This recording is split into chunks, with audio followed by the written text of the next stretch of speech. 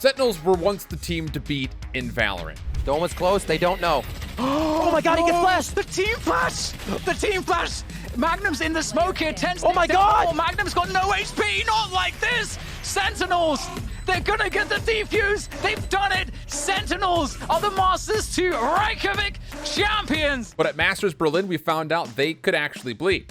Hey, look, things looked really solid for Sentinels early on. Really outside of a poor defending half on Icebox, things went about as expected, especially versus G2 and F4Q. Pretty convincing win. He was hoping that this was going to be a plant in for main. Oh, the jump at just the wrong time, but he still gets away with a frag. In fact, he has more HP than commentator, and he wins it out. 3 kills for zombs, a massive clutch. But it was the second round that they got through their group where we started to see a bit more concern from the Sentinels camp. And with the likes of Gambit entering the conversation, Sentinel's status as the best team in Valorant is massively under threat. So what made Sentinels successful in the first place? Back during Stage 3 and Challengers Finals, and even during the run during Challengers 1, you kind of knew what you're going to get from Sentinels. There was not a lot of variety as far as what compositions they were trying to play, maybe outside of which Sentinel or which secondary duelist. And why would there be? Not only were they consistently finding wins, TenZ, Sick, and ShahZaM all found themselves in the top 10 total ACS players in North America. And then when you look over towards the top overall KDs, you can actually throw in dapr into the mix to be 4 of the top 6 overall KDs, especially kind of focused on Challengers playoffs. With all this said, what changed in Berlin that caused their decline? I think when you get to Berlin, you actually see a much different and uncharacteristically uncomfortable Sentinels team.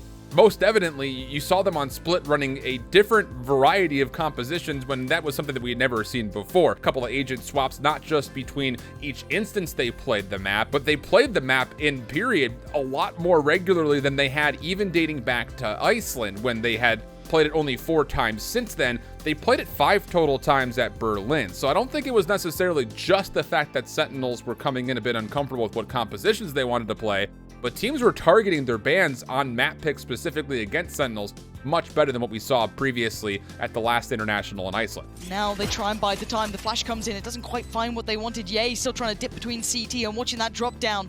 ShahZaM is there. TenZ, they're all looking for it. No opportunities being found. It's traded out again. Yay's there. It's all on ShahZaM, and it's over. It's done with. They say when you come for the king, you best not miss. An envy. They didn't. Meanwhile, the likes of Gambit were changing the way Valorant was being played. And really, I guess the way that you could say it is Gambit just out Sentinels. They had absolutely zero variation to what compositions they wanted to run depending on what map you were at. And honestly, Nats just essentially made every Viper main's dream when it comes down to what he was able to do and what kind of a ceiling he was able to showcase with that agent in particular. In specific, you talk statistics for Nats on Viper, it was a 284.4 ACS, a 1.48 KD, and a 175.6 ADR.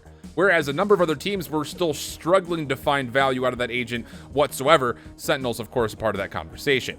So what needs to change? Really, it just comes down to what does Sentinels want to do, especially from the compositional side. And honestly, they've got some room to play with here because the NALCQ is going on. We're seeing what 100 Thieves are trying to do. They're kind of taking that Gambit model of let's not run Sentinels as much as humanly possible. Let's get the Sky involved. Let's have the solo controller essentially be what we get out of the Sova Viper combination. So maybe there's a spark that could be found where Sentinels can modify what their set pieces are going to look like. And maybe for the first time in Valorant, we'll actually see them kind of modeling off of what other teams are doing rather than they themselves kind of trying to set the trends. Sick and TenZ! There's no one better in these moments! TenZ is being the game-changing difference right now. As Crashies, he was clutch before, he ain't doing it again! Way. That's the TenZ round. That's the man that makes the difference. If that were to be the case, first and foremost, you have to look at the conversation with dapr, who's played 110 rounds, actually over that, of Cypher in the last 2 months. But then you also need to look at what's going on with Sick, because at Berlin,